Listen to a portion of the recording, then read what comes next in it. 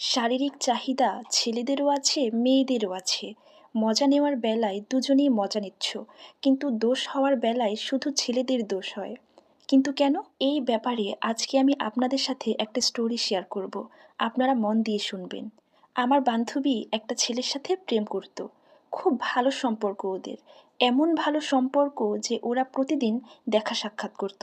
ধরেন কোথাও গেলে দুজন একসাথে যেত, রেস্টুরেন্টে দুজন একসাথে খেত, এমনকি রুম ডেট তাদের মাঝে প্রতিনিয়ত হতো।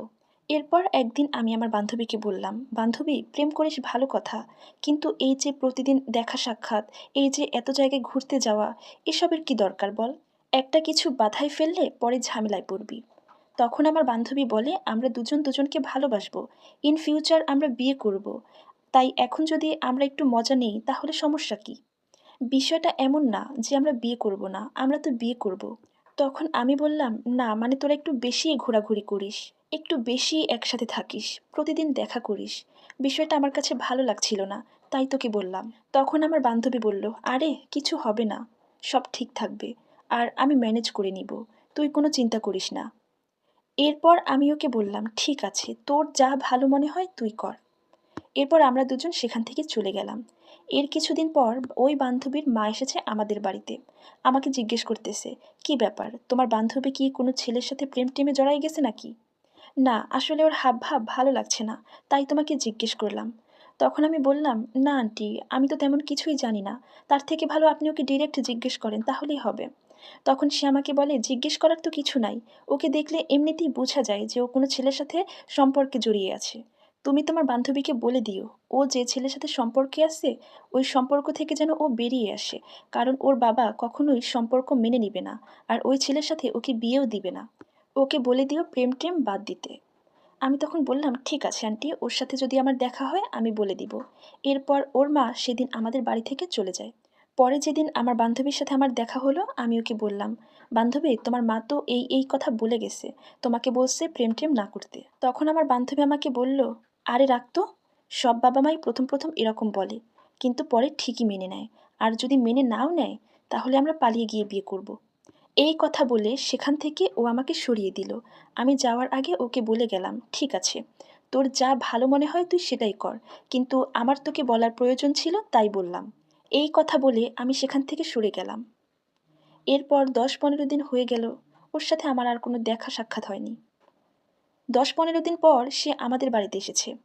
আমাকে এসে বলতেছে, বান্ধবী, ঘটনা তো ঘটে গেছে, আমি তো প্রেগনেন্ট, বলতো এখন কি করি? আমি অবাক হয়ে গেলাম, বললাম, প্রেগনেন্ট মানেটা কি? এই ঘটনা আবার তুই কবে ঘটাইলি? কিভাবে ঘটাইছো? তখন ও আমাকে বলতেছে, অমুক দিন অমুক জায়গায় গিয়ে এইটা এইটা করে এখন আমি তো প্রেগনেন্ট। এখন আমি কি করব বলতো, বাসায়ও জানাতে পারতেছি না। আমি তখন বললাম, আমি কি করব, আমি কি বলবো? তোমাকে আমি আগেই মানা করছিলাম। মজা নেওয়ার বেলায় মজা নিছো তুমি, পেট বাঁধাইছো তুমি, এখন আমার কাছে আসতেছো পরামর্শের জন্য। আমি এখন কি বলবো? আমি কিছু জানি না, তুমি গিয়ে তোমার বাবা মাকে বলো। আমার কাছে ও আর কোনো পাত্তা না পেয়ে ওর মায়ের কাছে গেছে, ওর মাকে গিয়ে সব বলছে। ওর মা এই কথা শুনে ওকে আচ্ছা পেটান পিটাইছে। এরপর ওর মা তো ওকে বলতেছে এই অকাজ ও কিভাবে করলো, ওকে অনেক মারধর করছে। একসময় ওর বাবাও জেনে গেছে। আর প্রেগনেন্ট এই বিষয়টা তো লুকিয়ে রাখার মতো না। আজকে লুকিয়ে রাখলেও কিছুদিন পর এমনিই সবাই জেনে যাবে। যেহেতু প্রেগনেন্ট হয়ে গেছে, এখন তো আর কিছু করারও নেই।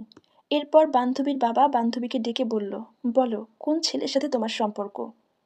যেহেতু ঝামেলা বাঁধাই ফেলছো, এখন তো আর কিছু করার নেই। তোমার বয়ফ্রেন্ডের ডিটেলস দাও, আমি ওর ব্যাপারে ভালো করে খোঁজ খবর নিয়ে তোমাদের বিয়ের ব্যাপারে কথা বলবো। এরপর আমার বান্ধবী ওর বয়ফ্রেন্ডের অ্যাড্রেস দেওয়ার পর ওর বাবা ওর বয়ফ্রেন্ডের বাড়িতে গেল। ওর বয়ফ্রেন্ডের সাথে কথা বলার পর বয়ফ্রেন্ড ডিরেক্ট বলতেছে, এখন বিয়ে করব মানে? আমি তো এখন বিয়ের জন্য প্রস্তুতি না। এখন তো কোনোভাবেই আমি বিয়ে করতে পারবো না। আমি সবেমাত্র পড়াশোনা করি। আমার বিয়ে করতে আরও 6-7 বছর সময় লাগবে। আর তাছাড়া আমার বাবা মা তো এখন কোনো মতেই আমাকে বিয়ে করাবেও না। আমার বান্ধবীর বাবাকে ওর বয়ফ্রেন্ড সরাসরি বলে দিছে যে ও এখন বিয়ে করতে পারবে না। এই কথা শুনে আমার বান্ধবীর মাথায় যেন আকাশ ভেঙে পড়ছে। আমার বান্ধবী বলতেছে যে এত বছর ওর সাথে সম্পর্ক করছে, ওকে নিয়ে এত জায়গায় গেছে, ওর সাথে প্রতিনিয়ত শারীরিক সম্পর্ক করছে, এখন বিয়ে করতে পারবে না মানেটা কি? এরপর আমার বান্ধবী ওর বয়ফ্রেন্ডকে কল করে অনেক খারাপ খারাপ কথা বলছে। বলছে যে, তুই আমাকে বিয়ে করতে না পারলে তুই কেন আমার সাথে প্রতিনিয়ত এরকম শারীরিক সম্পর্ক করলি? তুই কেন আমাকে প্রেগনেন্ট করলি? তুই কেন আমার এতটা সময় নষ্ট করলি? এখন তুই কেন তোর বাচ্চার বাপ হইতে পারবি না? এরপর আমি আমার বান্ধবীকে বললাম, বান্ধবী তোকে তো আমি আগেই নিষেধ করছিলাম, এত ঘনিষ্ঠ হইস না। তোরা যখন শারীরিক সম্পর্ক করছিস তখন তুই মজা নেও নাই? ওই ছেলেটা কি একা মজা নিচ্ছে? এখন ওই ছেলেটার একার দোষ দিচ্ছিস কেন? দোষ তো তোরও আছে। তুই কেন নিজেকে কন্ট্রোল করতে পারিস নাই? এত বলার পরেও কথা শোনো নাই। এখন একা ওই ছেলেটার দোষ হবে কেন? তো যাই হোক, এরপর আমার বান্ধবী ওর বাবা মায়ের সাহায্য নিয়ে ডাক্তারের সাথে কথা বলে ওই বাচ্চাটাকে নষ্ট করতে পারছে। এই গল্পটার মূল কথা হলো, শারীরিক সম্পর্ক করার বেলায় ছেলে মেয়ে উভয়ই মজা নেয়, কিন্তু দোষের বেলায় শুধুমাত্র একা ছেলেটার দোষ হয়। ধন্যবাদ।